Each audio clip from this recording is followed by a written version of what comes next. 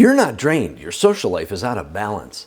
Do you ever feel like certain people drain your energy even when nothing is actually wrong? You spend time with them, you have normal conversations, do what you're supposed to do socially, and still walk away feeling exhausted. And most people might assume that just means they need more time alone, or that they're not as social as they used to be. But most of the time, that's not what's actually happening. What you're really dealing with is your social system, how your relationships affect your energy, time, and direction. And when that system isn't balanced, even healthy interactions can start to feel draining. We'll take a look at how to check on this in a minute, but first, you need to see where this actually starts. So when this starts happening, most people try to fix it by pulling back. They spend less time with people, avoid certain conversations, try to protect their energy by disconnecting, and sometimes that helps for a little while. And then the same feeling shows up again. And this is where it gets misread. Because it doesn't feel like something is wrong, it comes across as being around people is exhausting. But that's not the real issue. What's actually happening isn't about who you're around. It's about the total demand your social environment is placing on you, your energy, your time, your attention, and whether any of it is being restored. And when there's no real recovery built into it, even positive relationships start to feel draining. Most people hear social wellness and think having more friends, being more social, staying connected. And those things do matter, but that's not really what social wellness is in this case.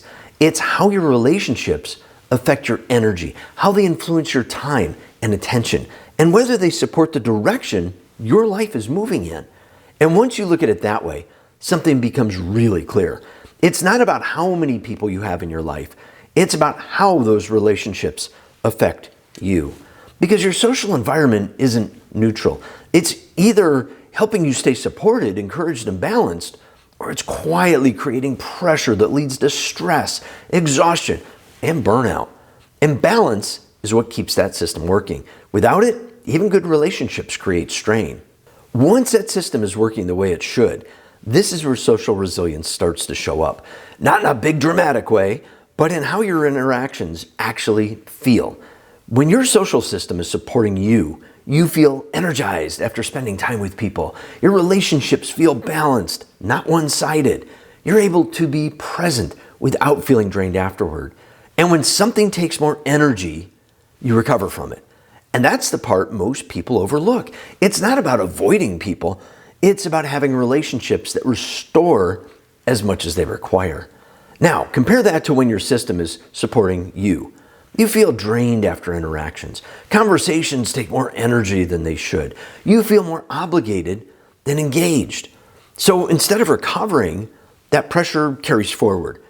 And as that continues, it starts to stack up. Because now it's just not one interaction, it's a pattern. This is what it actually looks like in real life. You spend time with someone and feel more exhausted than before, not because anything went wrong, but because the interaction took more than it gave. Or you say yes to something even though you don't really have the time or energy, and later you feel the cost of it. At a certain point, this pattern changes. You find yourself constantly managing other people's emotions without much support in return. And as that continues, it creates a level of social pressure that doesn't fully go away. Nothing really resets. At that point, everything feels just heavier. Even simple interactions take more effort than they should. And most people try to fix this by pulling away, instead of adjusting what their social environment is demanding from them. Once you start to see that pattern, the next question becomes, where is this actually breaking down? Because it usually doesn't happen all at once. It shows up in specific areas, sometimes in ways you don't immediately connect. And none of it feels extreme, but it keeps repeating. That pattern is the signal. This is why having a way to actually look at this matters, because without it, you're just guessing. And most people, unfortunately, do guess wrong. So as we go through this next part, pay attention to which one feels the most familiar to you, where it usually starts breaking down in your social environment. 1. Social energy. For some people, it starts with energy. You feel drained after interactions, even when they seem normal. Conversations leave you feeling depleted instead of encouraged. As that continues, your overall energy drops. Once your energy drops like that, it becomes harder to protect it. That's when you start saying yes to things you probably shouldn't. 2, boundaries and autonomy. This is where boundaries begin to weaken. You feel pressure to say yes even when you don't have the capacity. You feel guilty prioritizing your own time. As that continues, your commitments begin to exceed your limits. And then at that point, it doesn't just affect your time. It starts to show up in the relationships themselves. 3, relationship quality. This is where the strength of your relationships becomes clear. There's less support, less encouragement, and more tension than there should be. Instead of strengthening you, those relationships begin to create ongoing strain. That strain adds to the demand you're already carrying. So at a certain point, it's not just one relationship anymore. 4, social load. This is where the total load becomes too much. Too many obligations, too many interactions, too many expectations competing for your time and attention. Even positive relationships begin to feel overwhelming. When everything starts to feel like it requires something from you, you start to notice something else. Not everyone around you is actually supporting where you're going. 5, social alignment. This is where alignment becomes clear.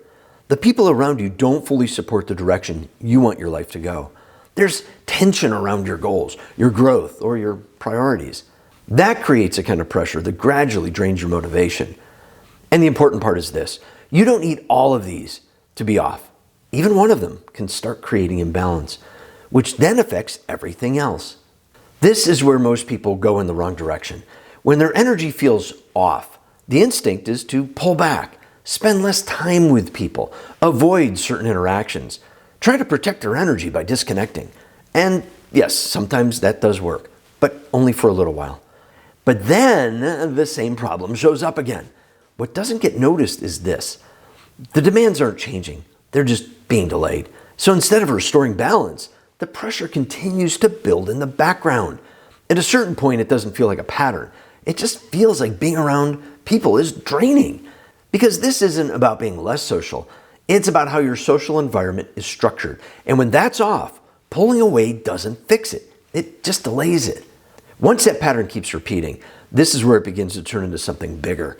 It's no longer just about feeling drained. Your energy never fully recovers.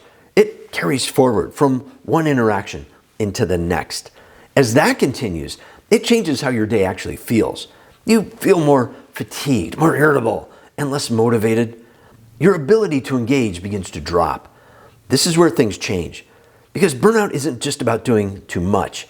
It's about being drained too often without recovery. When your social environment isn't restoring your energy, the drain doesn't go away. It builds. Eventually, it's not just certain interactions that feel difficult. It's being around people at all. And this is exactly why most people don't catch it early. When you're in the middle of it, you just feel the effects, not the structure behind them.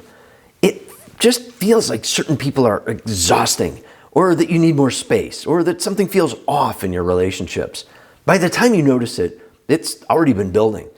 That's where having a way to step back and actually see how your social environment is working makes the difference.